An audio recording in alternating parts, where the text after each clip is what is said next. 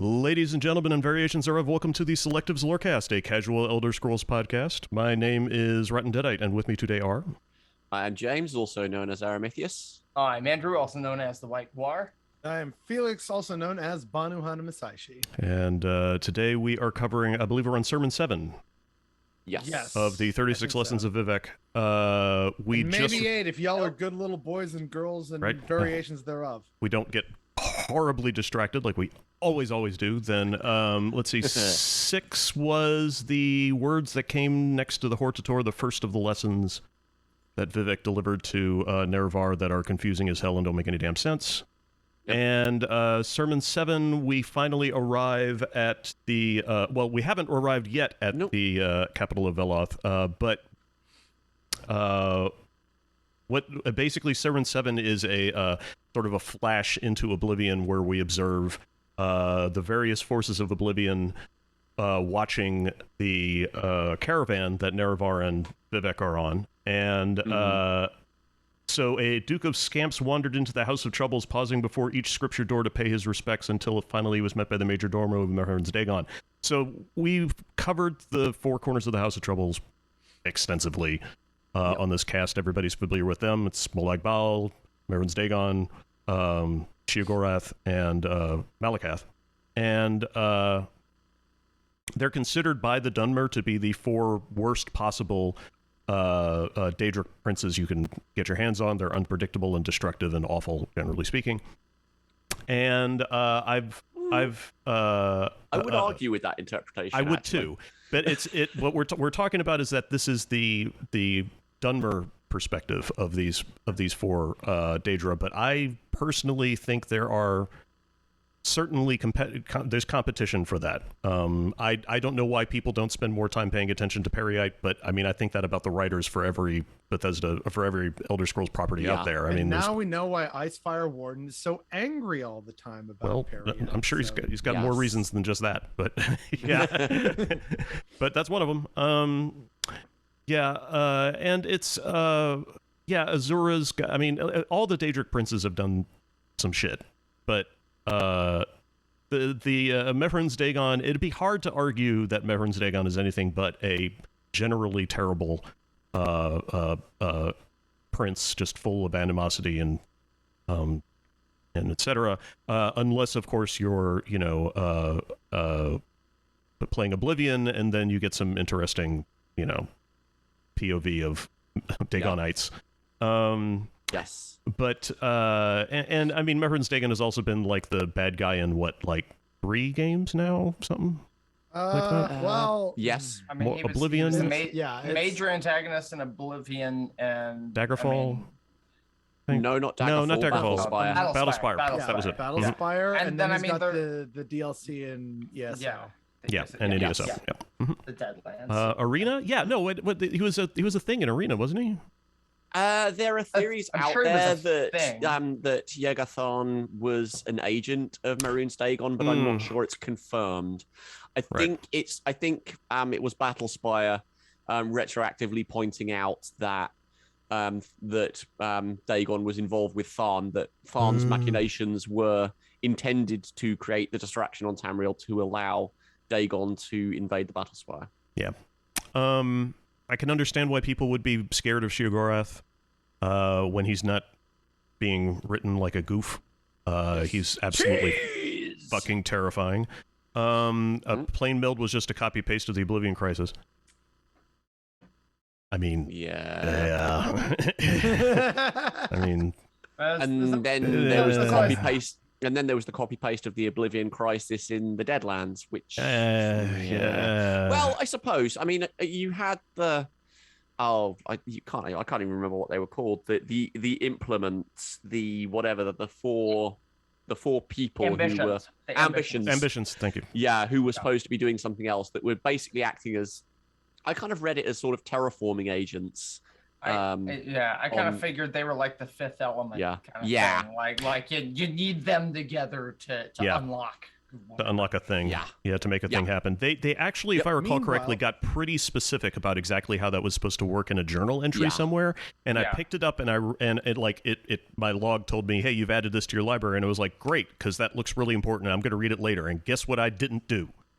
So, so I do have to go back, and I just finished that DLC recently, and I need to go back and reread it. But I'm trying to do some grinding on some other shit before I try do to the read next things, but in my fervor of playing new content, I end up just screen capping it and moving on.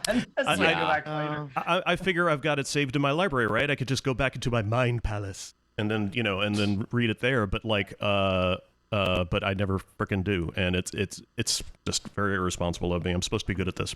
Well, this is all very unfortunate. This is why the people over there at Bethesda and ZeniMax should fucking hire me, because I have a great idea for a DLC featuring, invasions of people's dreams and nightmares, thanks to our lovely Daedric Prince of Nightmare Realms. And I'm like, I feel like there's a lot that can be played with there. Yeah, there is in High Rock, in the base game of ESO, which is why you need to play ESO. Fine. Okay, so then they stole my idea before everything came to fruition. Then I hate to tell you, the High Rock starting zone, or the High Rock quest line for a character who starts with the. Or are you talking about High Isle? Yeah, no, I'm not. No, I'm talking about the. I'm talking about the. base game. I forget what they're called. The whatever the lion. The Alliance, the Daggerfall Covenant. Daggerfall Covenant. Yeah, they have a very, very good quest line. And I hate to say anything positive about Bretons, but it's very good. Yes. It starts off very solid. Back to that Breton cast where it was like me and I think maybe Andrew or one other person who were there like, all right, tell us why Bretons are actually cool and interesting. It's like, okay. We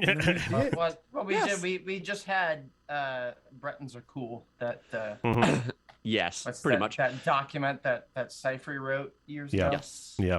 And we just kind of went through that, and he had some solid points, and I was like, boy, I wish I saw more of this. Yeah, I mean, I wish more of the links had worked. Yeah. And on the whole, I mean, every time somebody tells me something that's cool about Bretons, I'm like, that's a valid argument. It's just we're not seeing any of it. I mean, yes. Because I would like more of that and less of the Arthurian shit. Don't get me started. Don't get me started. We're here for Sermon 7. Yes, Sermon 7. So I think there is one thing that I wanted to kind of chew over here, that this is all happening outside of Mournhold, right? And you're seeing a scamp who is a servant of Malakath, and they actually stuck to the proper allegiances for the Daedra in Morrowind, which they don't in any other game. So it might actually be relevant here. But what seems to be possibly happening, if they're approaching Mournhold, and all of a sudden we're getting a caption to Oblivion armies encroaching outside of Mournhold and going to serve Mehrunes Dagon. Is Mehrunes Dagon getting a little bit angry about getting curb stomped by the tribunal here? Or is this some reflection of that? I don't know whether it comes up later in the sermons anywhere, but it doesn't really fit with any sort of timeline for the tribunal's origins, because it doesn't happen until the end of the First Era. Yeah. But I kind of thought it was interesting that this is people wanting to help Dagon out just outside of Mournhold. I don't know whether we can actually claw any relevance there, but it's hard to say. It's also hard to determine whether or not this is just more Vivec, being self-promoting. But the scamp pauses before each scripture door to pay his respects, which I think, I everybody seems to have a slightly different vision for what this is. But I dig it. I dig the visual of lots of gateways that the scamp has to in a big long hallway, and you just hear tick, tick, tick, tick, tick, tick, tick, tick on like claws on concrete, and lots of reverb. So the Major Dormo is described, and we'll get into him because he's an interesting one. But the Duke of Scamp says, "I was summoned by Lord Dagon, master of the foul waters and fire." Okay, so it's. Again, there are no coincidences. So the fact that just last night I was watching a video about the Japanese symbolism in the Silent Hill series on YouTube, which I will actually look up real quick. Okay. and it was very, very good. And I will get that into the chat as soon as I can. And so I was looking at this. Here it is. I was looking at this video, and one of the points that they brought up was the idea of the difference in Shintoism, I think, between flowing water and stagnant water. And that flowing water carries rainwater over the land and pulls away impurities. Stagnant water does the opposite. It collects impurities and dreadful things, and so the idea of Dagon being the master of foul waters is very different from foul waters are symbolically very different from flowing water like a river or the ocean or any really large body of water, like, for example, what we associate with memory. So, on the other hand, I think we could all agree foul waters could be like the idea of nightmares or bad memories, sort of. Yeah. I would also potentially associate it with someone like Periite over and above Dagon, though. I'm sorry. Oh, yeah. Okay, sure. Mm-hmm. So why is foul water something that, because fire consumes, that one's quite obvious to link to Dagon. Why are we seeing foul waters as something? Because foul waters is basically entropy, which is not Dagon's shtick. Ooh, yeah. Elective trauma. That, like with Shintoism, everything has a basis to some extent in reality. So foul water, like any kind of stagnant water, is also prime real estate for pestilence and disease. This is why in a survival situation, they tell you to drink flowing water, because that's going to be safer than, say, like a pond that's full of algae or like duckweed or something like that. And that is true. That helps. And it not only does that, but it helps keep the water clear. A fast-moving shallow stream tends to be clearer than, say, a murky pond or a billabong somewhere. And so with that, in various cultures comes the notion of not just like water, but like different kinds of water. So like there's gods of rivers, oceans, and also they have different kind of elements or roles assigned to them based on how those societies interpret the uses of those waters. So, for example, in Japan and Shintoism, moldy, stagnant water, not great. Like it also has that smell because it's just breaking down all that biodegradable material that all those like gases are being released as well, which is very pungent, and that's stuff we associate with like, oh, don't go there. So this is also why in popular imagination things like swamps and bogs are associated with dark evil forces. And like it's all like moody, like you rarely ever associate a swamp or a bog with good times, like, oh, we had a great barbecue in the bog yesterday, right? Like that doesn't exactly happen. And the reason why is because if you go to a bog or a swamp, you're going to be bitten to death by mosquitoes. Usually the people who live there are trying to get away from something. The few that do live in those areas, it's generally unsafe, difficult to navigate. It smells bad. It's all these generally negative things that humans don't like or want to deal with. And that's also why there was in America there that whole drain the swamp thing, because look, it's a swamp full of like gross corruption and nepotism. It's an easy metaphor. Yeah. So it's just kind of one of those. And I just love that casual panning over, like, yeah, so like here's the actual book version, and but yeah, like it's kind of just one of those things where, yeah, there could be a god of water, but usually he'll have a twin brother or an evil sister, and it's a metaphor for, again, the kind of bad stuff that's there that you throw away, you discard, you dispose of dead bodies in there, feed them to the gators in the Bayou of Louisiana, right? Like that's kind of just how various cultures have treated such a thing for a while. So that kind of makes sense when you give the idea as well, to sort of tie this into Mehrunes Dagon, is he's the god of destruction, right? Well, something that a swamp does, like how a swamp starts, is it also has to kind of eat away into a forest. And so you'll see lots of dead trees. They fall, they collapse, they break down, which releases the terrible smelling gas.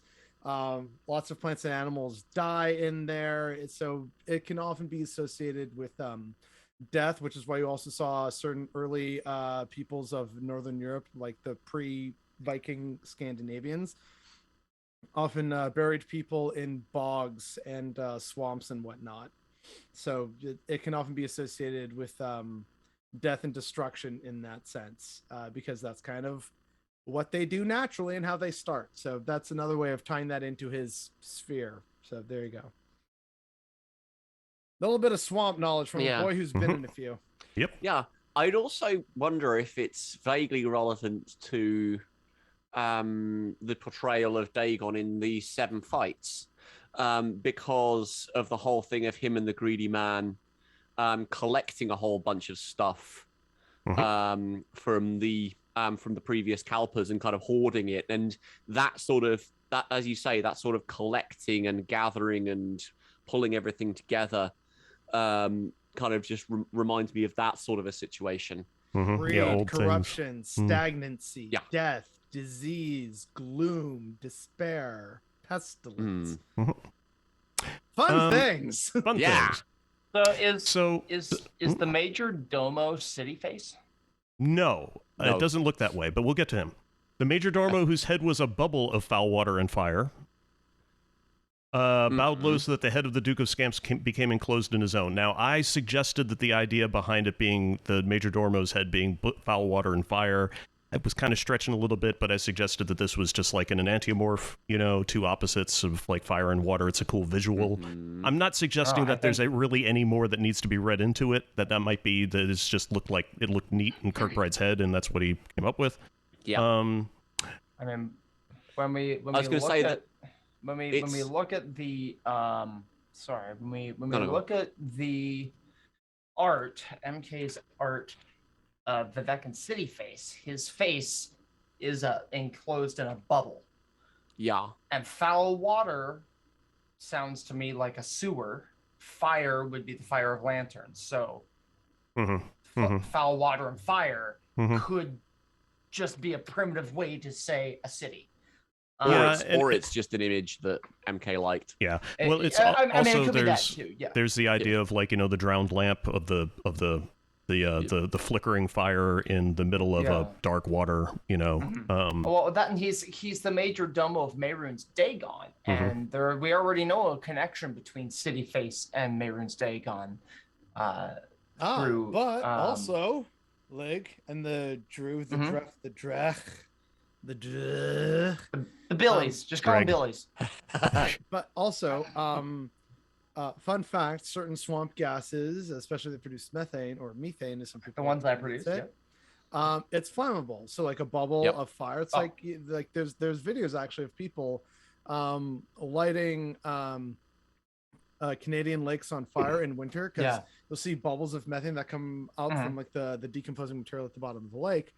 And people will just kind of like poke through a hole, and then you'll see like a huge little flame leap out. Yeah. So that could also be like a kind of natural way of looking at it. It's like, oh yes, I am swamp gas. Just when I saw a bubble of foul water and fire, I immediately thought of City Face. Because of this image. I do like that analogy as well. I think that is clever. So.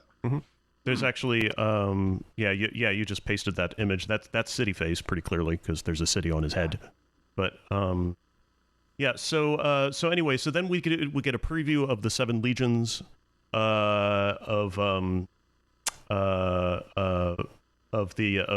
Duke of Scamps, or the Scamps in general. I mean, this is the Duke of Scamps. This isn't the Emperor of Scamps. This isn't the King of Scamps. But it's not. It's not Molag Bal, which in the past I had always interpreted it as being Molag Bal. Because I was under the impression that Duke of Scamps was one of his monikers. Yeah, but I should also mention that this is So anyway, so we go through the Seven Legions, and I gave them a shot on the New Whirling School to try to explain them in terms of lore. Grim warriors who could die at least twice sounded like, Grim warriors reminded me of Nords, but not in a way that I could really identify. I mean, originally Nords in Elder Scrolls before Skyrim came out were supposed to be much bleaker than they are in Skyrim. It was like Skyrim itself was supposed to be an unbelievably unpleasant place to live, and then if you believe Children of the Sky, right. And so the winged bulls and the Emperor of Color. I mean, these are inverted gorgons, great snakes whose scales were the faces of men. That's a fucking image. Yeah. What was that? The king of blasphemy, the god of blasphemy, I think, in Elden Ring. Was that it? The demigod who gets eaten by a snake, and then takes over the snake. I can't remember the name of it. If you guys ever watch a playthrough of Elden Ring, Rykard, yeah, that's it. Rykard's voice acting is some of the best I've ever heard in any game ever. It's he's fantastic. The direction the VA took is unbelievably good and very unusual, and just a really original, wonderful character that this guy came up with. It's terrific. Can't get enough of it. The fourth pennant, which is Legion of Double-Crossed Lovers. The fifth pennant is Jumping Wounds that hop from victim to victim. The sixth pennant are Legion of Abridged Planets. And the seventh pennant are commanded a Legion of Armored Winning Moves, which sounds a lot like the Barons of Mood like this. Yeah. I kind of read the wounds and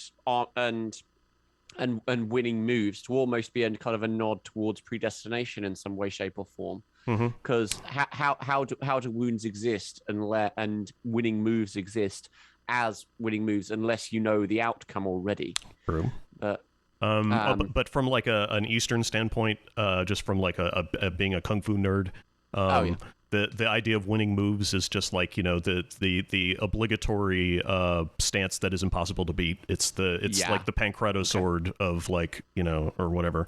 So anyway, so we go through the seven legions. The Major Domo says, Duke Kuata, your legions are, while mighty, are not enough to destroy the Nerevar the Tribune Way. And this is I'm almost sure I mentioned this in the New World in the New Worldling School, but it's kind of a way of again, if we take the perspective of Vivec writing these 36 lessons as a form of self-promotion, it's basically Vivec saying, even though they had 7 whole legions of scamps that were all these powerful different warriors and stuff, and a whole legion of nothing but winning moves and etc. Still not enough to defeat Nerevar and the Tribunal, which is just how powerful Nerevar and Tribunal are. And so he says, I was going to say, I find it slightly interesting that it's called the Triune Way. That only occurs twice in the 36 lessons. I think it's referring to the faith itself as opposed to the Tribunal. Simply because you look at how Christianity is referred to in the Gospels. It's not called Christianity. That took a while for that to emerge. Instead, it talks about followers of the way. As a thing. So this is a very explicit. So the Triune Way is the Tribunal faith, as far as I'm concerned. So, I concur. Yep. So they looked into the middle world and they saw, and then we get a poem. And this is one of the things I wanted to mention is that Sermon 7 is very much like, it's very consistent with the style of the Journey to the West novels that the 36 lessons are based on. Journey to the West does this a lot, where people will just break out into poetry just spontaneously. And that's Chinese literature in general, though. Well, especially older Chinese literature, that shit just happened, and that's got a lot to do with the language that it was being written in, and how easy it is to rhyme in Chinese when you've got, and I mean this with respect, the same damn sound for 50 different words. Yep. And so you and so we have this poem about the Hortator and the future war with Nerevar and the Tribunal. And the Duke of Scamp saw the palms of the Hortator, upon which Vivec apparently had written the words of power, Gartok Padame, Gartok Padame. which translates Book directly. of Stamps. I'm like, I asked the most powerful book. Yeah, oh, did I say Book of Sorry, no, a Duke of. You nearly Stamps? said Oh. Duke of Stamps instead of Duke of Scamps. It's That's like the great. Duke of Stamps is like the most powerful Duke ever. He's very thick, and in each page is 15 cents. And so Gartok Padme, of course, means weapons of change, and is a one of the few pieces of Elven effects that we actually are pretty sure about. And it's because it's one of the few pieces of Elven effects that were directly translated by Kirkbride when somebody asked him. Elven effects is still, as everybody is aware, a fucking problem in Elder Scrolls lore. They use it less and less every year, it seems. And we get, and I think that might have something to do with the fact that I don't know if there's anybody around who even remembers what any of that shit means anymore. And they probably are not interested in doing it half-assed, you know? If they're going to continue to use Elven effects, then they're probably going to want to like sit down and decide once and for all what each word means. And I strongly suspect that they've kind of gotten to the point where they're not sure they can do that. I did notice if you go into the Imperial City in ESO, and you just listen to some of the Dremora as they and the Zivkin as they walk around, some of them do speak something that sounds a lot like Elven effects. Yeah. There are some words that they say that I'm sure are Elven effects. And so I mean they may not. I don't think it's actually Elven effects like in lore, but probably some derivative language that the Daedra adopted from Elven effects, or something along those lines, you know. But I mean, there is some of it there. Which it's nice to listen to. It's just the question of, is it translatable? Will it mean anything if we? Yeah, and that I don't know. I haven't gotten a good transliteration of it to really know. Yeah. But that's basically Sermon 7. There's really not much there to dig into other than some really great imagery and poetry. And poetry, yeah. And if you're into Daedric lore, then there's some chunky stuff. But although there's the idea that scamps are actually respected to some degree. Yeah, which you kind of get the impression ain't the case in most other games. But no, there's a book. I think it's Spirit of the Daedra. That says that scamps have small thoughts. Yeah. And they're just gloriously condescending towards scamps. But that's a Dremora speaking. Yeah. That's I know what book that is. That's the one where the Dremora is talking about like I don't understand mortality. Yeah. How do you not despair knowing you will cease to exist or something like that? It's Spirit of the Daedra. Yeah. That's it. That's the one. Yep. Yeah. Sermon 14 deals with that. Sermon 14 supposedly is when Molag Bal turns all the scamps into irritating little shits. Okay, so isn't that also the problematic pomegranate one? Yes, it is. Yeah. Look forward to it. That's gonna be a fun, that's gonna be a very fun demonetized episode. Yeah. Yeah. It's like, so ladies and gentlemen, this one requires a PG-13 rating in front of this. Oh, sure. Only PG-13. Anyway. Oh, and the best part is if you get a single thing demonetized on your channel, then they basically nuke your monetization altogether. So, which is fine because if I was doing this for money, we would have merch. Yeah. I have merch now. You have merch. Felix has merch. And was it 100% of the profits go to charity? Yeah. That's fantastic. I basically don't keep a single penny of it. It's all, so far, again, like only a few sales and stuff, which I know it's a small community, but I just thought it'd be a good way to get like a few extra dollars every month to charity now that my own finances have gotten a little tighter lately, obviously. So this is just a good way, even though it's not going to be much. It's going to be like, Is it all bothered? Maybe if I'm lucky, like $20 a month, which is less than I make in YouTube advertiser revenue, but that'll be like something that can go to a charity. So, is that all for Bothered Boy? Yes, the Bothered Brigade. Nice. So I was gonna say if it were Elder Scrolls related, I'll bet you could get Lady N to shoot you a couple of designs for charity. Probably, yeah. Anyway, but, I did have something to say though about Sermon 7 before we went completely off the rails. And like about scamps and stuff. First off, shout out to the scamp in Morrowind who, he's like, I just play my drum and sell you Just stuff. want to play my drum all day. You mean Barbas? Yeah. That It's not is Barbas. fantastic. That was a great little addition.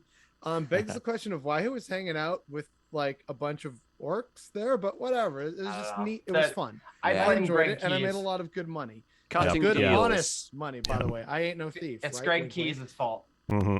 Yeah. Yeah. But Was it? that I does thought kind of that show was- that to some extent, scams when they're like in the real world will not immediately be treated completely awfully. Like it is the Elder Scrolls universe. I mean, there's the dumber enslaving other sentient races, right? So don't get me wrong here, but it definitely feels like at the very least people recognize like, oh yeah, scamps at least have enough thought and intelligence that we can barter with them or have a good jam session or something like that. So that's fun. That's neat, I guess. As opposed to like say Ogrim, which I feel are very much seen of as like big, dumb, giant, fat ogres, basically. I don't know, because there are if you go in Fargrave and ESO, it seems like Ogrims are almost some of almost like Jabba the Hutt a little bit. Like I get those kinds of vibes. Like yeah, they're gross. Muchachita solo. But I mean, there's. I think I recall seeing. I think I saw an Ogrim just like chilling, and he picked up a Dage rat and just ate it. Mm-hmm. And then or something like that. Or there is one that that you can pay money to. I think the implication is that it's a sexual thing. In what's her face's brothel sort of deal. It's all spears, baby. And he's I don't know. There's an I remember seeing an Ogrim that's like, oh, the great such and such, the Grand Master. Okay. I should probably stop yelling. All the more reason I need to play this game one of these days. Yeah. Yes. I've been waiting. Legit good. Sermon 8. And so, presently, Nerevar and Vivec were within sight of the capital of the Four Corners of the House of Troubles and knew it was no time to contest them. The caravan musicians made a great song of entrance, and the 11 gates of Mourninghold were thrown wide. Why are there 11 gates? It's a big city. Wait. Well, No, wait.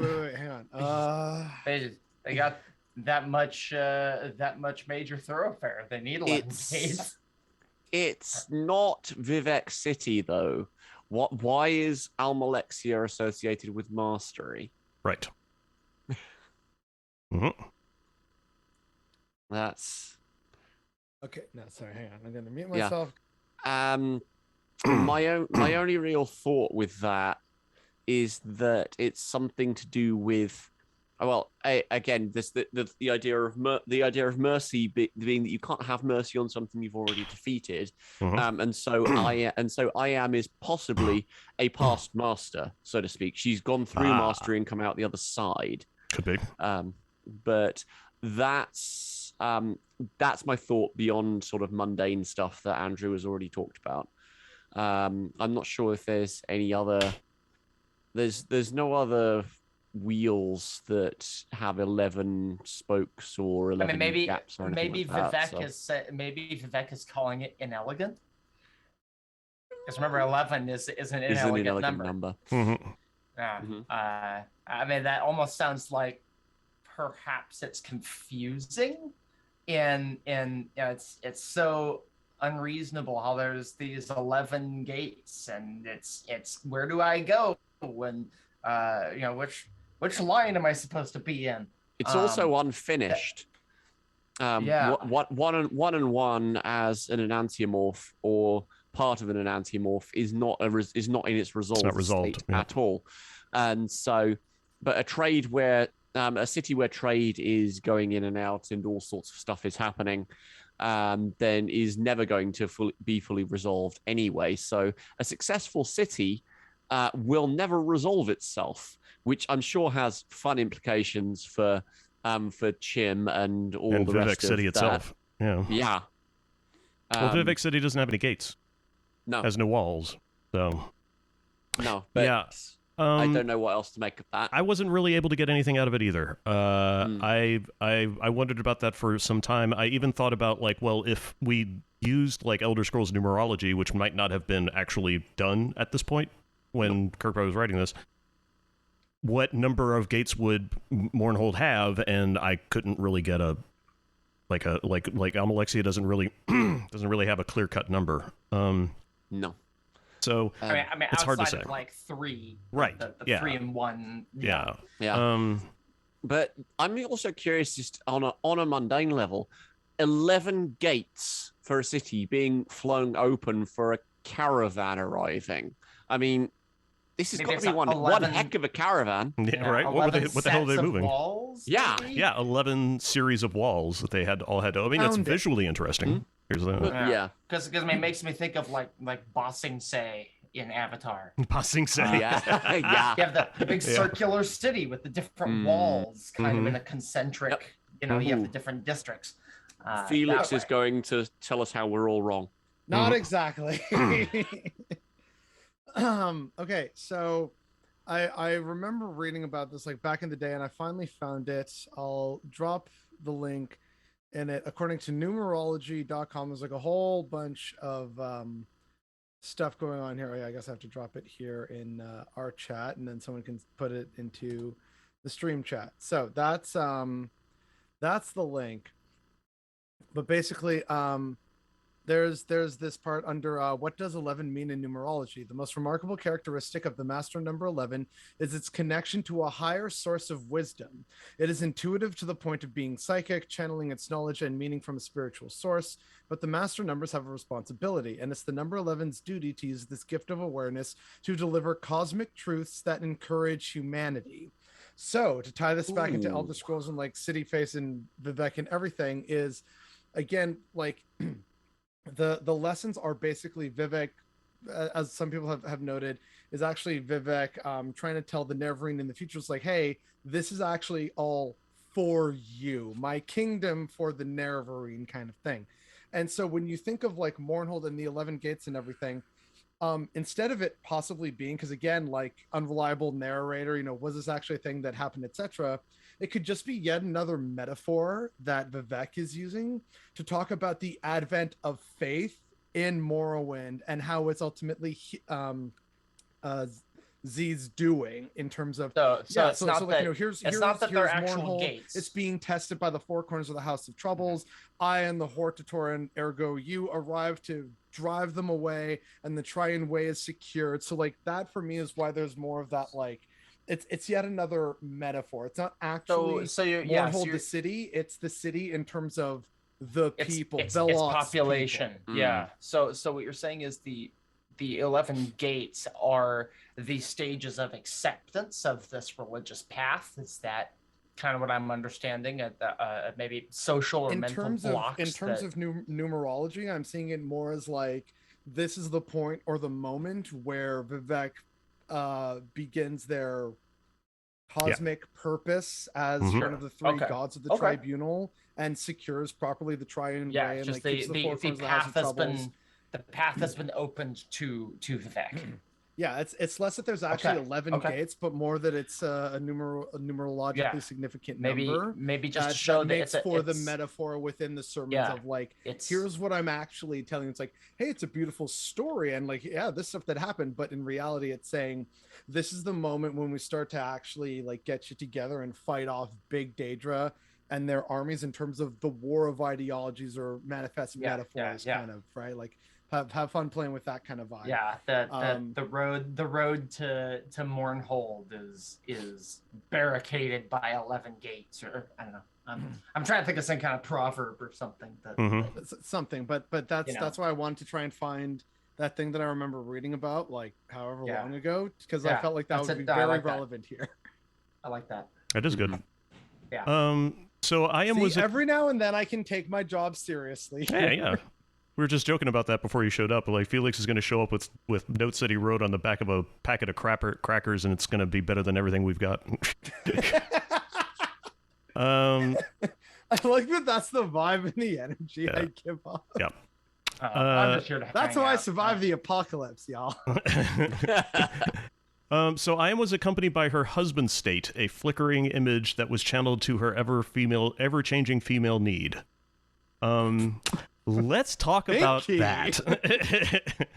Now, I do very much enjoy that that Almcivi, the members of Almcivi, are portrayed as having a very sexual nature. It's one of the things that makes them unusual in Elder Scrolls, is that the suggestion in the 36 Lessons of Vivec that, for example, the three of them were all sleeping with each other was like was unusual for Elder Scrolls text at the time, and it kind of still is, sort of.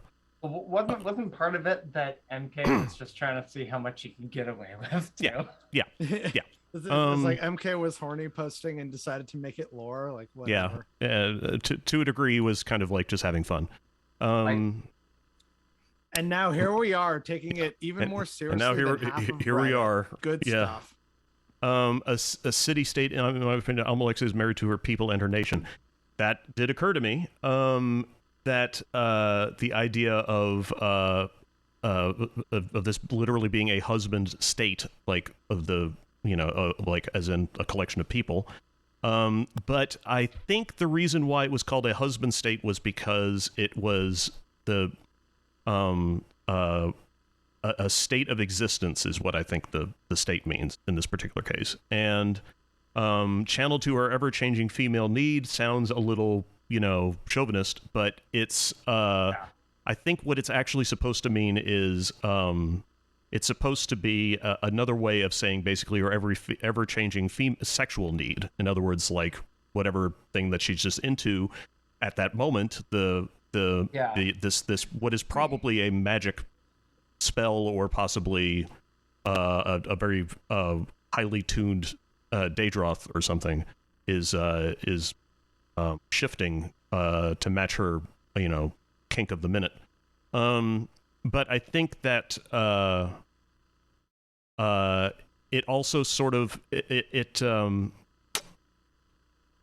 interesting to me that if I'm right, and that what the sort of the takeaway that we have from this is that Almalexia is very sexually charged, or possibly even hypersexual, that this goes in this contrasts in an interesting way to Satha Sil, who traditionally is portrayed as being almost asexual, like non-sexual, and not now, honey, I'm busy, kind of.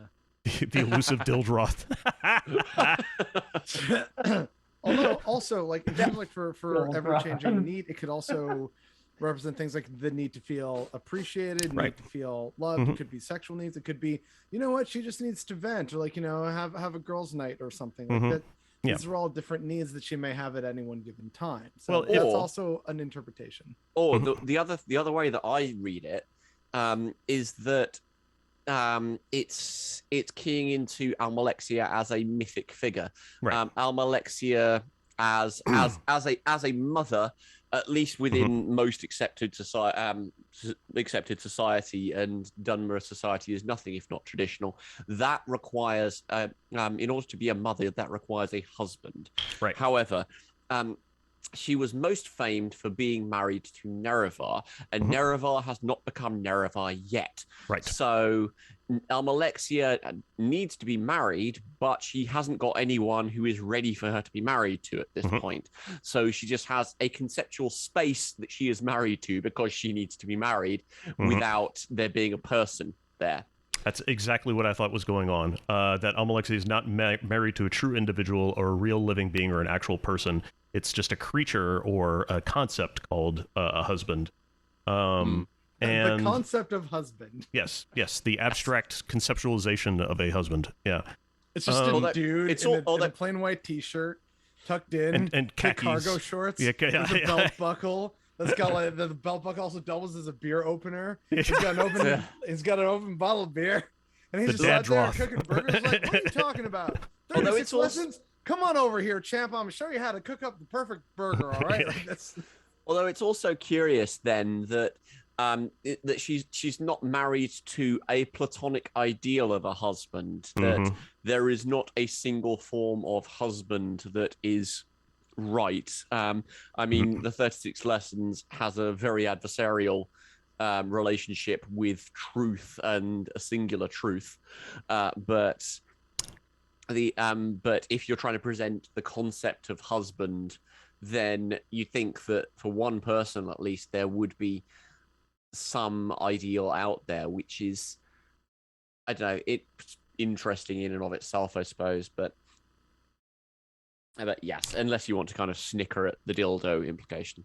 Well, I was just talking to Baka about how it's actually kind of very sex positive, if you think about it. That that Amalexia's needs as the mother of Morrowind is perhaps more active than most, and that this is how she deals with it. This is what she's got. Well, the early lore implications do seem to paint the Dunmer as more sexually liberated and less puritanical than the other races of Tamriel. Like, not saying that everyone's just gonna drop trow and fuck out in public, but it like between Baron Zaya, Almalexia, the different like house clubs and stuff that you can see, and like there's one in Surin and one in Balmora. It's like, yeah, whatever, man. This is just a part of life. You better accept it. Like life is fleeting and it's bitter and painful. May as well find some enjoyment on your way to godhood. Like, that's just how it is, man. And Outlander. Yeah, there you go. And and it's fun to sort of read non-Dunmer perspectives on Dunmer. And there's all these things about the women are all like promiscuous and the unfaithful and everything, and it's like this was literally written by an imperial monk though. Yeah, so why exactly. Like, yeah, it's like you're just airing your baggage to everybody right now, aren't you, buddy? So now we get to actually talk about a forgotten guild, the Shouts, which are I wish we'd heard more about these guys because they get a few sentences. A guild now forgotten who carried with them the whims of the people, for the Velothi then were still mostly good at heart. That's another thing to talk about. Ooh. The Shouts were the counselors of Iam in the country, though sometimes they quarreled and needed set to wring them into usefulness. So what we're talking about here is a guild of, we assume, people who carried with them the whims of the people. And so like I sort of think of the Shouts as like as like public representation. It's sort of like a guild that specializes in understanding what people want and then shouting as loudly as they can. I think that's why they call it the Shouts. Like I honestly think that like the job of this guild is to intuit what the people want, and then depending on how badly they want it, raise their volume appropriately, and so they're kind of lobbyists without a paymaster. Yeah, a little bit. Yeah, and like their whole usefulness is based on the idea that they understand what people want. But then there's this line in here about the Velothi who were still mostly good at heart. Well, no, we'll get to that. There's this line in here about Set occasionally Sothisil having to wring them into usefulness, which says a lot about people, I think, in general. Or perhaps Vivec's opinion of people, which are politics. And politics in general, and like the opinion, the whims of the people. There are in later sessions, Vivec will talk about how to deal with the ever-changing needs of the people, and that you have to constantly distract them to keep them from catching on to what you're doing and murdering you, like all these other sort of like Machiavellian ideas of how the town crier, a little bit, or maybe this is or maybe this is something before that point, so that you talk about the kind of the Machiavellian stuff, but this is a time when the Dunmer was still mostly good at heart. So at this point they can be vaguely relied upon to know what their needs should be, possibly. At times anyway. I mean, if we actually analyze the full paragraph, like the whims of the people, for the Velothi was so mostly good at heart, the Shouts were the counselors of Iam and the country. So like they just admit that they're basically counselors, though they sometimes quarreled and needed set to bring them into usefulness. That to me, and someone said something about like the town crier. The town crier was mostly the person who would bring news that like some local magistrate or bureaucrat would bring and be like, hey, so here's the latest declaration, or like, such and such. So it's like, it's like, it is now all able-bodied men rally to war we are going to war with France for the 50th fucking time. Like something like that. Or, by royal decree, everyone to get an extra stipend of bread due to great grain harvest. Like that was the town crier's job, was basically the first newsman, basically.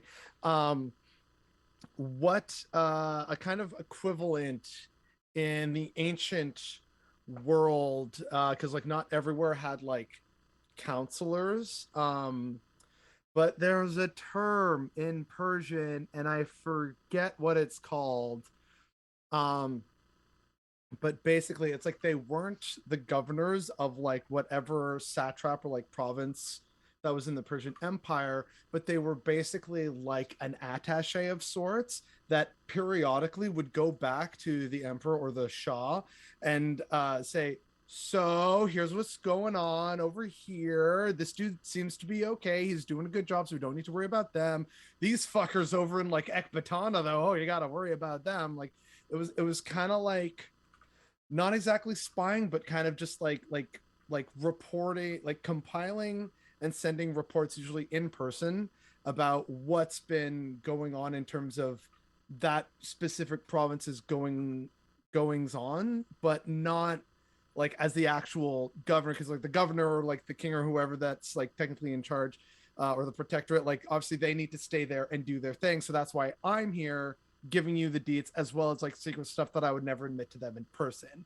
It's like, this guy says, they've conquered this valley. It's dubious at best right now. Like, that kind of stuff. And there's a term, and like, it's not vizier. It's like, there was some other term for them. I'll see if I can find it later, but that's kind of what it strikes me as, is like, not like a counselor that gets elected, but kind of just by appointment to, report on the happenings of the empire to try and keep it more functional, and so that the rulers are aware of what's going on in like the massive lands that they used to rule back then.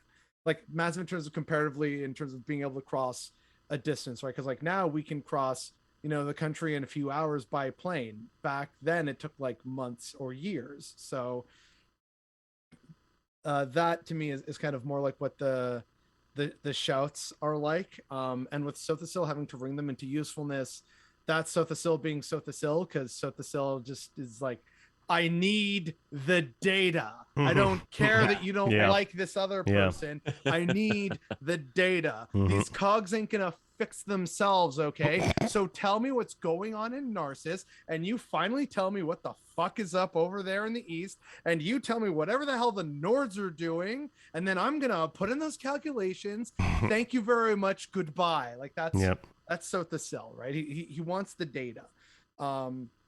As opposed to like, any kind of flowery bullshit of like, oh yes, Miller, well, things are wonderful. It's like the numbers, please and thank you. That's all I care about. Yeah. But here's what I really want to cover is why is Vivec pointing out that the Valathi were still mostly good at heart? Because this is before they changed into Dunmer, maybe, and that's seen as like a kind of best before date of sorts. Not according to Vivec, because Vivec sees that as his fault. Yeah, Vivec at one point or another says that their skin has been turned color because of his brooding. Yeah, and so okay, so then why the Valathi are mostly good? Unless it's just a generic appeal to a it's kind of the modernist idea of, yes, it was all great and good in the past, and now we're all modern and decadent and screwed because we're bad, but back then it was all fine. Before they allied with the Dwemer. It's an appeal to sorry? Nostalgia? To nostalgia? Yes. Yeah, I think so. And also nationalistic nostalgia. I think I suggested that this was due to, like, by the time you show up in Morrowind, nobody sees Sothisil anymore, including Vivec and Amalexia. Amalexia's holed up in her palace, Vivec's holed up in his. Don't see that they're actively trading with the Empire. They only text each other happy birthday every year. Right, yeah. And Dralian is right, though. This is before they allied with the Dwemer, because this is before the war with the Northern Men, which is what drove them to be that. Although that's interesting. I don't know if this is treading over ground you've discussed before, or whether it's stuff there in the future, because it talks about these are the days of Resdania, but I don't think that any of the text that talks about Resdania happens before the war with the Nords kicks off. Yeah, when these sermons start saying at the beginning, these are the times of Resdania, it was after they join up with the Dwemer and kick the Nords out. Oh, okay, so it was. Okay, fine. In which case, my point doesn't matter. So I think you guys are right. I think it's a statement about the status of Velati culture before tribunal culture kicked in, because this is theoretically before the tribunal, and that means it's also before House Dunmer culture. And no, because like 2 sentences later, it talks about being adorned in like the banners of House Indoril. So that's true. Yeah, so there are houses. Yeah, unless that's an anachronism. That is just possible. like house, like family, it could be, or it could be. I mean, what's the difference between a house and a tribe or a clan? They're just different words for a group of people. So maybe it's one of those things where the translation isn't exact, because the same word in the Velothi language or dialect means the same thing as both house and tribe. Yeah. And maybe that's, because I imagine, it makes sense to me that the great houses would have been different Ashlander tribes to start with that just gained a bunch of power and planted their roots. And that's, I don't know if I've seen anything specifically to demonstrate that is the case. But that's just kind of my assumption. It is also somewhat difficult to, just generally speaking, date when the 36 lessons were actually written in universe, because for the simple matter that this is before the war at Red Mountain and before the Dwemer disappeared, and that means before Dagoth Ur was a thing, and yet he's got his own sermon. So it's very hard to... Unless it's prophetic about the Sharmat. Just saying, there's this devil that's coming, blah blah blah, and maybe Dagoth Ur just happened to fit the description. They're like, oh yeah, that's So in this case, I'm just gonna kind of keep defaulting to my baseline interpretation of the 36 lessons, is that they aren't necessarily written for the people. They're written for the Nerevarine if and when they do come. Yeah. So, that's why there's the thing about the Sharns of the Nerevarine, like, oh yeah, that asshole that like keeps interrupting my dreams and sending minions after me. Okay, cool. Thank you for telling me about this, asshole. But like that's kind of my base operating standpoint. And so from that standpoint of like, what else is it trying to say? It's also speaking about the current decadence and corruption of the modern day Morrowind that is now a province of the Empire of Tamriel, led out of Cyrodiil, which of course many Dunmer don't like, but at the same time it's like there's House Hlaalu being like, oh boy, I get to work with the enemy because of money, yay. I wonder if there's a message there, kids. Wink fucking wink. So and like other houses, another great House Indoril, has also basically killed itself because they could not like handle that change. So like House Indoril basically yeeted itself out of existence. So there's all these different elements that, in terms of the context of where the Nerevarine is at that moment in time, by comparison, and obviously yes, like flowery poetic language and the greater imagination of the past, how it was much better, more people were just honest, more hardworking back then. Like, it's never fucking true, by the way. Don't buy into that crap. Never. No. But it plays into that idea, the sort of make Resdania great again kind of nonsense. And that could also show of like, back when, the Dunmer were still kind of full of zeal for life, of like, yeah, we left, and like, we beat, our gods beat up that other god, and like we're just like here in the ash and with our bugs. Oh man, life is just so painful. We love it. Like that's kind of the It hurts the so kind of good. imagined past, but also trying to give that context to the Nerevarine who's reading it, which also ties into the numerology that I was saying before about like, the gates, and the 11 gates open of just like, hey Nerevarine, let me sit you down and tell you 36 chapters of a story that's relevant to you, kind of thing. So I think that's the lens through which it makes the most sense to put analysis of like, the houses of the flowery language of, when the Velothi were still mostly good, with how they're referring to the gods in the triune way. Like it's all not necessarily for the people, it's for the Nerevarine. So that's like the baseline that I operate from. Yeah. So the I am approached Nerevar, who is now adorned in the flags of House Indoril, which was quick. Yeah, that was a very, very quick marriage. Yeah. He gifted her with a simulacrum of the Netchman's wife and the egg of Vivec inside. I am said to wedding Nerevar. Gift. Yeah, right? Yeah. Hey, here's a whole ass person.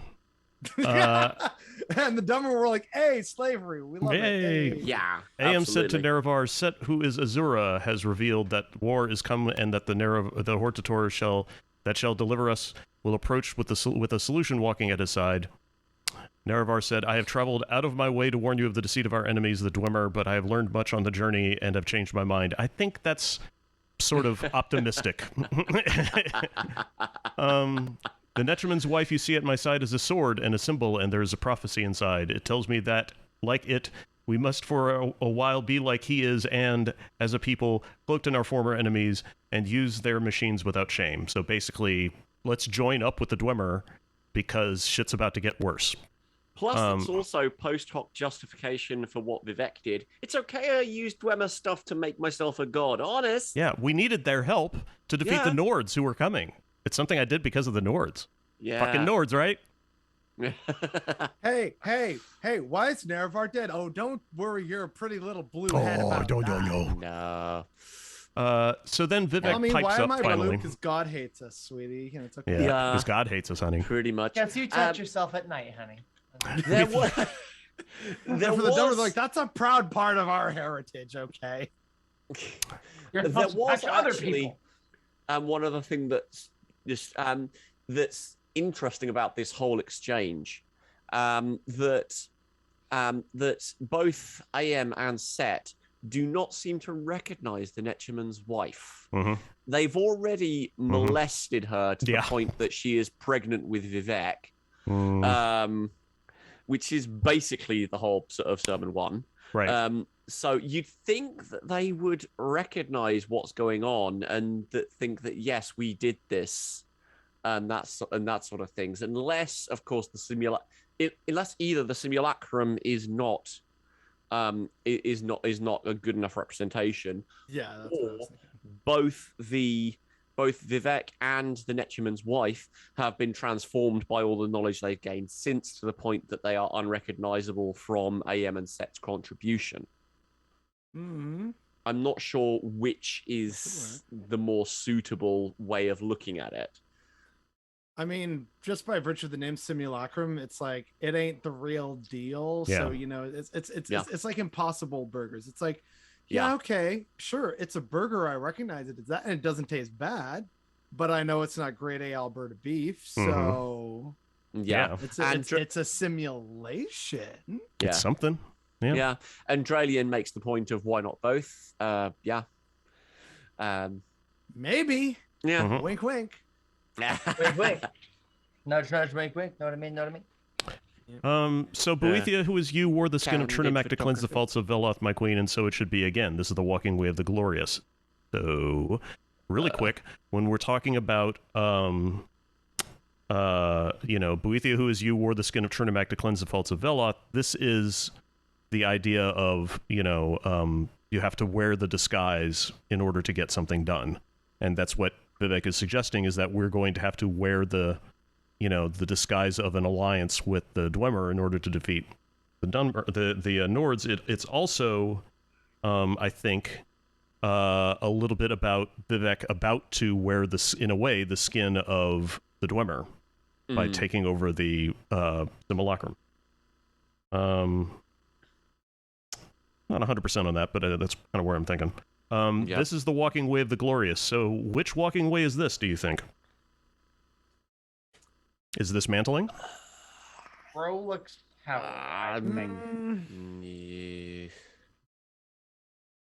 or no, it's not Scarab. No, because Boethia did not mantle Trinomac. Boethia did wear the skin of Trinomac. Is that a form of mantling? I think that's what might be what we're being suggested here, but I can't be sure. Yeah. But like the idea of like glorious way, warrior way, kind of reminds me of like just the general vague notion of reach heaven by violence, but. Yeah, because we don't know quite what the walking ways are for sure, outside of a few. Yeah. So. Yeah. So Set appeared out of a cloud of iron vapor, neat trick, and his minions made of their blood a chair, another neat trick. Great visuals. Yeah. He sat beside Iam and looked upon their rebirth of mastery. Vivec said this to them, his triune: "My rituals and ordeals and all the rhymes within used no other motive than the revelation of my skin." So, in a way, basically what he's saying is that all the stuff that he's done or Zia's done and will do are solely so that Z can become who Z is. In other words, the birth of Vivec into the Netraman, into the Netraman's wife. So Iam says, "I am a Seti Vec. We are delivered and made whole. The diamond of the black hands is uncovered." And the diamond of the black hands, I think, is supposed to really be more about like the jewel or the valuable thing of Mephala, Yeah, that's what that sounds like to me. Yeah. I am a Sete Vec is also the 7-syllable spell of the tribunal, which the Netraman's wife was praying the whole time she was walking. Yep. That's all she was doing. And where Set says, "Wheresoever he treads, there is invisible scripture." I think Wherever so he steps. Is it what was it that wheresoever he treads, there is invisible scripture. It's basically every move Vivec makes is of symbolic religious importance. Vivec's path is a holy one. Yeah. Every action is a parable. Yeah. To which the shouts were silent and sudden reading. So that shut the people up. Because Vivec cannot just eat a sandwich, as the quote goes. You'll hear it in some theology things as well. Can Christ ever just eat a sandwich? Right. Without it being of import somewhere. This is saying that's never the case. Yeah. And so everything that Vivec does matters. And so being silent in sudden reading is the shouts going, "Oh, let's have a look at what Z has done so far, despite the fact that Z's not born yet." Everything that is of relation to this being is of sudden importance because it is hidden scripture. Right. So everything can be interpreted or misinterpreted, which are essentially the same thing. And so you've got everything being of importance purely because of that. Yeah. That's for the figurative language it's using. That's a pretty cut and dry. Sentence there, I think. It's also, I think, the only thing Set says this whole fucking time. Yeah. It's a man of few words. Yeah, right. Vivec then reached out from the egg with all his limbs and features. Here we go. Yep. Merging with the simulacrum of his mother, Gildan blended in all the arts of the star-wounded East under water and fire and in metal and in ash 6 times the wise, and he became the union of male and female, the magic of Aphrodite, the martial axiom, the sex death of language, and unique in all the middle world. Well So- done for not passing Sorry, I out. wasn't listening. What was it? Yeah. Say that again, 3 times faster. Yeah, and this is like another kind of thing about and a great actor and very modest. Yeah, and I'm I, the most too, am modest extremely person that modest. you've ever met. God. And it's one of the things that again the 36 Lessons shares in common with Journey to the West is that by the time that series was over, Wukong had the Monkey King had accrued a litany of titles. It took a very long time to actually announce him when he walked into a room. And this is kind of like a little bit of a reference to that. But we can go over all of these. Yes. The emerging with the simulacrum of his mother, guild and blended in all the arts of the Star Wounded East. So this is guild because yes, hello. Yep. Merging with the simulacrum of his mother. Mhm. The simulacrum of his mother is a Dwemer creation. Yes. So to me, that is Vivec acknowledging his actual origins of his godhood. Because for Vivec to become Vivec, Z needs to merge with Dwemer stuff. Right. Needs to use the tools on the heart. Needs to do. You have this, to that, the enter other. your own mother. Commentaries. Yeah. Mhm. There you go. I think there's a Mhm. there's a thing there. Yes. So I Yeah. wonder, does this imply that Vivec is a machine? No. Like just maybe partially. is he's got just a for nobody Dwemer but you. machine for a skeleton and everything else is just Vivec. That would be kind of fucking metal. Mhm. Yeah. No Well, pun yes, it intended. would. Yes. Yeah. And literally metal. And it's also is Vivec also a robot from the future? And it's I think that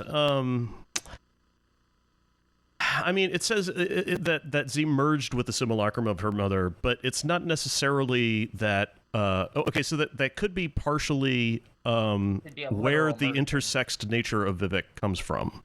Yes. Is that Vivec is male but merges with the body of a woman, and so is therefore, and that's why Z is intersexed. So it could be Vivec making a reason for, the configuration of her body. Yeah, but there are also those little allusions earlier on, like that we have something like this that the Dwemer say. And so there is just so many little ties that kind of hint at Vivec and the Dwemer being related. I just can't pass that up, and this is probably the most blatant of those. Yeah, could be. Yeah. But And it's also about Vivec being born without actually being literally the son or daughter of anyone. Yeah. Which is important for many of the same reasons of, as we just mentioned. Well, virginal birth, and also, he who enters paradise enters his own mother.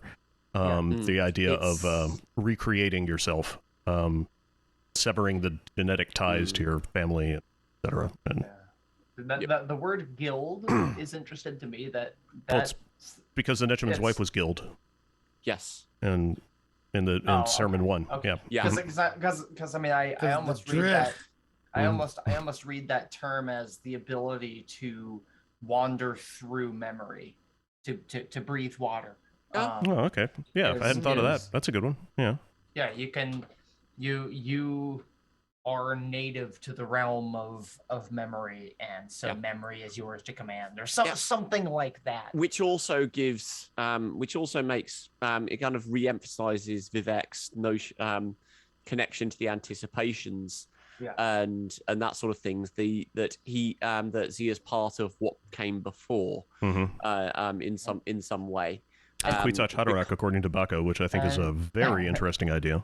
Yeah. And blended in all the arts of the Star Wounded East, that to me almost supports the idea that Vivec is part machine. Well, the Star Wounded East is a definite place, though, isn't it? Yeah, it's Morrowind. Yeah. Did the Dwemer, where the Dwemer not inhabiting Morrowind, specifically Red Mountain? The star is literally Lorkhan's heart, and it lands and wounds the East. Yeah. I'm looking at the UESP, and if you hover over it, it says Red Mountain. Yeah. Which is pretty obvious. But when or at least Morrowind. blended in all the arts is a reference to all the Daedroth who were visiting Vivec in previous chapters and merging all their I was elements thinking the arts of Morrowind, or the people who inhabit Morrowind, the arts of the Dunmer and the arts of the Dwemer. So the machine that allowed Vivec to be born in the first place, which is the simulacrum of the Nechaman's wife. Mm-hmm. And then he merged with that. I don't know. It reads to me like he's part machine. Yeah, sure. Could be. Yeah. But I mean, it might just be one of those things. Vivec cannot be all things. More Vivec human than must human. Just, it's an aspect almost. A metaphorical, not a psychopomp, but just some quality that Vivec literally describes herself as a psychopomp later in the. Oh, okay. Yeah. There uses you go. that actual word. Yeah. Yeah. I mean, that's not quite the direction I was going, because I wasn't thinking about a higher divinity, but just that Vivec is. I am not good enough at English to explain what I'm thinking here. So we're just gonna ignore it. A What was the creation other rather than a idea that someone in machine. chat Yeah, maybe Johnny. had, Chris? What did you say? Someone in chat had a really good idea. Quasar The Kwisatz Haderach. Yeah. That Vivec is like the Kwisatz Haderach in the respect that he is able to travel in memory. Which is that's the Paul Atreides from Dune, right? Yes. Dune. Yeah. I need to read that book. Yeah, you should. Yes, you do. That should be on your bingo card. Yeah. While you're playing ESO, of course. Yeah. Yeah. Yes, we both at the same which time. I was a minute ago. Yeah. Hang on. Underwater and in fire and in metal and in ash. There's part of me that wants to kind of clock those. Underwater is with the the dreg. Yeah. Yeah. In fire would be the Gaze of Mephala from Sermon 2. Yeah. In metal would be the Dwemer. In ash was because he was born in the ash among the Velati. Yeah. Yes. Also, ash after the fire, born anew from the flames. Good visual metaphor as well. Those are the art, the blended of the Star Wounded East. Water, fire, metal, and ash. Is that? Is that a continuation of that clause? Maybe. The syntax doesn't feel that way to me. Yeah. But it's a possibility. There's a lot of ebony there, and they also mine ebony, so there's. Where do you see ebony? You can play with things here. There's a lot to play with here. Yeah. I mean, because if we look at underwater, in fire, in metal, in ash, and blending all the arts of the Star Wounded East, like it was all these things that coalesced and came together. To earth. So earth, metal, fire, and water. Like that's straight up like Chinese. Vivec is the avatar. That's you know, and then everything changed when the Fire Nation attacked. I think I'm like Chinese astrologer or whatever. I'm like I think I'm either an earth dragon or a wood dragon. I forget, but it's like one of those, and I'm like, okay, whatever that means. Because I mean, the syntax isn't quite right, but when we're looking at more anachronistic modes of speaking, true. Then syntax tends to get a little fucky anyway. Yeah. Yes. So, and I feel like Kirk, Bride of all people, would recognize that. Yeah, which is why this whole section just we're going through some of Paul's letters in a Bible study group at the moment, and the sentence, the long sentences there are crazy. Yeah, it's just kind of you need to take about 3 breaths before you can even start thinking about speaking them out. Yeah. What language were they written originally in? They were written in Greek, which didn't have punctuation. Greek. Yeah. That's fine. I love how the story of English can be explained by other previous terrible languages, and we just took the worst elements of that. Yep. Yeah. No, English is 3 languages wearing a trench coat. Like that's that's literally all it is. And then it's also not narcoleptic.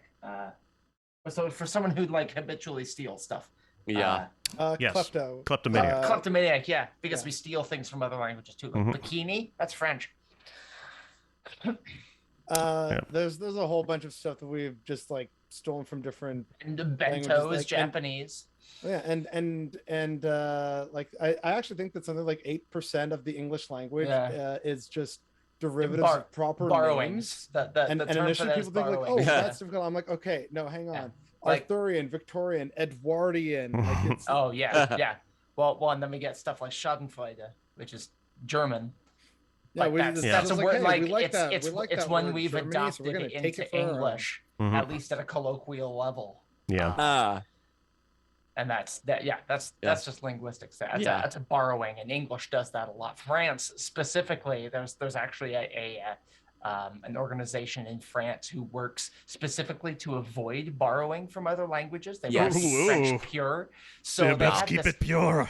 Yeah, they had this crazy name for a selfie stick. It was like this long. Are they Quebecois by any chance? Because I know they go hard. No. This was in Paris. The tour guide I was talking to was telling me about this. Because like in France, I remember being shocked when all the stop signs said stop, but in Quebec they all say arrête or like stop arrête or arrête stop. And then also it's not pasta in Quebec, it's pâte alimentaire.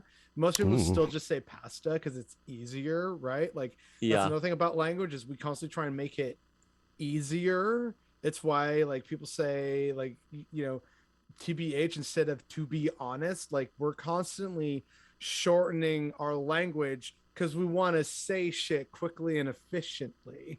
That's the story of humanity. But then again, the human mind only has a certain bit rate, which they've actually done this. They made studies that go into this that it's something like languages that bundle more concepts into the same words can only have a certain amount of those words in a sentence, or that for a given number of words you can't express the same set of concepts. It basically implies that the amount of concepts that can be expressed through language is fixed pretty much regardless of the language. Yeah. Which is interesting in and of itself. Linguistics is actually really, really fascinating. If you look up the International Phonetic Alphabet, that's fun to play with sometimes, where it's every sound the human mouth can make has an associated symbol. So you can write in any language, any verbal language, you can write it out in IPA. And it's really cool. I did a final. I took a linguistics course in college as part of my teacher stuff, and my final was my son, who was like 5 at the time. He had a bit of a, child speech impediment, and so I studied that as my final project, and I recorded him saying words, and I transliterated it into IPA to show where his incorrect pronunciations were, and. The professor was really impressed. Turn that boy into a science experiment. Thank you for turning your son without his own consent into a science project. That's $30,000 in therapy right there. Well, the professor asked my permission to keep the recordings for use in future classes. And I was like, yeah, sure. It was just him saying phrases I made up to stress certain sounds. So like, the fox thoroughly thumped the thicket or something like that, because I wanted to get the TH sound, because he would turn it into an F sound, like a soft through the thicket. Like that's what he would do. And so I had to. Adorable. Yeah. He speaks much more fluent. He has a hard time saying millennium though. He says millennium. I can't say millennium.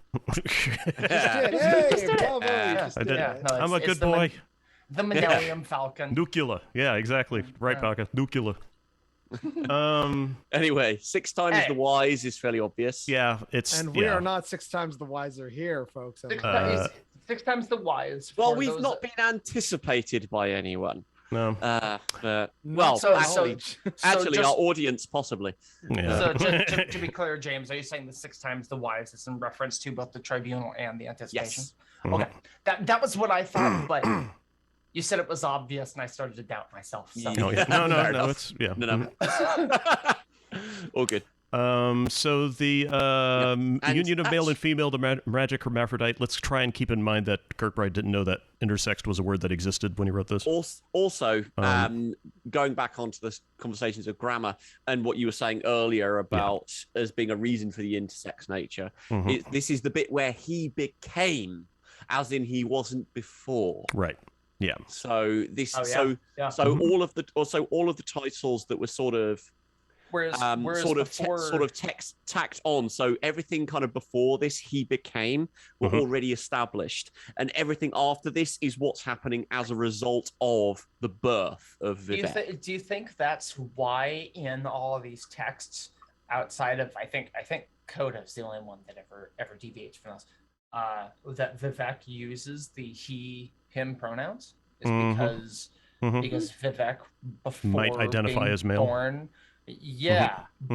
It's been suggested to me that that's the reason why I should be using male pronouns for Vivec, but yeah.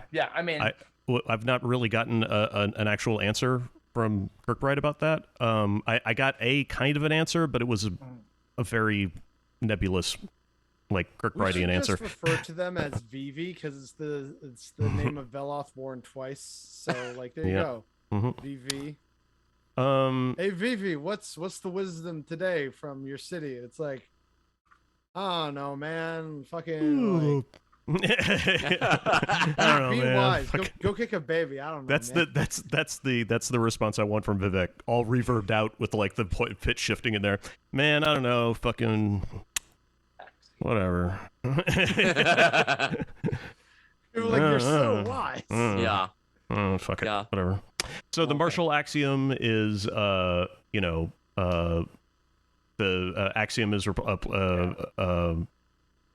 the idea of like a principle or a self-evident. Self-evident, yeah. And then the sex death of language is more Mephala symbolism. Unique in all the middle world. We've not yet run into another intersex person in the entirety of Elder Scrolls Online or anywhere else. So we have met trans characters. Yep. Yes. But plenty of homosexual characters. Nobody intersexed. Ace characters. I don't think there's ever been another one. I do want to point out the middle world. Vivec is known as the Lord of the Middle Air. Yes. And the middle world, the word, like just with the word middle in that reminds me more of Chinese stuff because China was the middle kingdom. It was between the earth and heaven. Well, this also has to do with the location of Tamriel being to the east of Aldmaris and to the west of Akavir. No. Yeah. But that's always an association I've made. To you, Chris. East. I'm sorry. Yes, east of Yokuda. East of Yokuda. Yeah. And I thought. Oh, that's right. No, Aldmaris never really got a. Aldmaris is the south. It's just they never go that's there. Right. Yeah, just nobody goes there anymore. And not since the accident. Whether it actually exists or not is up for debate. Yeah. Yeah. And then Atmora is the north. Right. Yeah, I mean, I've always liked the idea that Atmora and Aldmaris are the same thing viewed through different lenses. Oh yeah. You know, they went around the world the other way. Yeah. True. Well, it would just also make the conflict of the Elnathe even more pointless, which I like. Yes. And it's all pointless violence. Thank you, Anu, for this wonderful dream. You fucking asshole. And then Vivec says, get a fucking therapist, Anu. Vivec says, let us now guide the hands of the Hortator in war and its aftermath, for we go different and in thunder. This is our destiny. So different is an interesting term for the Dunmer because... It's a weird place for that word, too. Mm-hmm. Because different, the Dunmer hit different. Is, different is an adjective. And so two things that are separate from each other, at least two things. Let us now guide the hands of Hortator. Are we the hands of the Hortator? Or we no, I don't like that. No, let us guide the hands of the Hortator. I mean, maybe the hands of the Hortator are Padme. The hands of the Hortator are Yes. change, Right. and so let us Yes. guide the change, which means which is ultimately let us transform the Chimer, but it's also let us shape this war, and it also portrays the Hortator as an instrument, a thing to be used. To be guided, a lot of the other sources suggest that the Hortator is an agent, that Nerevar was the one to unify the tribes and bring everyone together in war, and was the change himself. Wasn't that? I mean, part of that is potentially the self-aggrandizing thing of the tribunal that is potentially being played out in this narrative. But it's also and so yeah, I think that this is a little bit too self-serving a piece of for We Go Different and then Thunder, that might just be a sensory thing. Felix has been waving his hand. Thought different as the opposite of the word indifferent. So instead of going like indifferently towards something, go differently as in the opposite of that. A really wild roundabout take, I admit, but that came to mind. So instead of like, whatever, we'll just do war's sake. No, there's a very specific divine purpose behind this war. Because the word different and indifferent, while they do sound like opposites, the word different is rarely, I don't think I've ever seen it used as an opposite of indifferent. Even Agreed, but that's what I'm saying. It's even like yeah. But that's an interesting way to think about it, because I mean, because that's never you. I can't think of a single instance where different is used that way. Nor can I, but it was just a thought that came to my head, and I was like, hey, you know what? May as well share this because it's the right place, right time. I wish would drop in and be like, this is what I was doing. Okay, and then we could just like. Let us now guide the hands of the Hortator, which is change. Change is by its very nature different from what's gone before. Okay. It's that tracks. Yeah, it feels almost like a bit too obvious a statement, but it's a very, very cool phrasing. I like it. The change is thunderous. It's going to be a cataclysmic change. You're going to see everyone. Everyone's, the Shah heard around the world. It's like the Nords think the Thum is all that. They're about to learn different, man. Well, also, I should mention that thunder in a lot of Eastern religions, mostly I know about Shintoism, is considered to be a force from heaven. So the idea of, or I should say lightning, is supposed to be a force from heaven. And this was inspired by Journey to the West, where I think there's a somewhat similar conceptualization of lightning as as like the anger of, heavenly beings. Which is pretty common in human mythology in the past. Yeah. So I suspect that's partially what's going on, and this is our destiny. Is I wrote a whole bunch about this on the New Whirling School, but it's actually pretty just straightforward. It's basically about the idea of the creation of Om-Sivi being a thing that's destined to happen. Which, I mean, I would argue that it's destined because Vivec wrote the chimmed and did her thing, Yeah. So. Well, it's interesting that Vivec would say this is our destiny and not set. Because destiny, predestination. I mean, that's kind of Set's jam, right? Analyzing the math of reality to predict outcomes.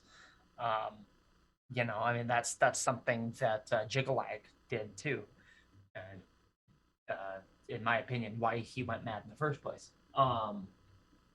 But because I mean, if Azura is the prince of prophecy and prediction and telling the future, and she is the anticipation of Silthasil, and Silthasil should be the one saying things about destiny, I think. Yeah. I mean, I might be getting a little too, slice and dice with it, but local teacher destroys Kirkbride. But that's basically it. That's Serenade. Yeah. And yeah, I figured we'd get through both of them today, so I'm glad that worked out. Yeah. Yes. Just shy of 2 hours, I think. Just shy of 2 hours. Yeah. Yep. Did good. 2 hours to get through 2 books that, if you read them fast enough, you can do in 2 minutes. 2 minutes. Yeah, yep, they're quick. There's a lot going on. Yeah, you won't understand it in 2 minutes. I also just love the thing. It's like, here we are, just like, all right, so what does this chapter mean? This is like the world's most intensive book club right now. Yes. Yeah. Well, that and James reading the letters of Paul. That's which I am going to have to treat you to. In one translation, this is one sentence. Yep. For this reason, because I have heard of your faith in the Lord Jesus and your love towards all the saints, I do not cease to give thanks for you, remembering you in my prayers, that the God of our Lord Jesus Christ, the Father of glory, may give you the spirit of wisdom and of revelation in the knowledge of him, having eyes for your hearts enlightened, that you may know what is the hope to which he has called you, what are the riches of his glorious inheritance in the saints, and what is the immeasurable greatness in his power towards us who believe, according to the works of his great might that he worked in Christ when he raised him from the dead and seated him at his right hand in the heavenly places, far above all rule and authority and power and dominion, and above every name that is named, not only in this age but also in the one to come. C minus religion, sentence length. Just my journalism professor would have flunked his ass. With the first 5 letters, then we'll get to the next 500 later. Yeah. Yeah, no, I lost track after about 10 words. Yeah, I have notes. Yeah, okay. It's like, hey, let me tell you about this, and then it goes into like this whole kind of like to he who's the most holy and all these other aspects, and like, why should I? It just goes and goes and it builds and builds, and there's no release, and you're like, what? So it's all one sentence. So in West Philadelphia, born and raised on the playgrounds where I spent most of my days. So I'd like to thank everybody for tuning in. Thank you. We'll be back in. We'll be back in 2 weeks. Will Smith helps us for evaluate Sermon 9, 36 lessons. at the very least. Possibly Sermon 10. Yeah, we'll see how it goes. But yeah, okay. And so thanks everybody for watching. Bye-bye. Bye-bye. Bye. And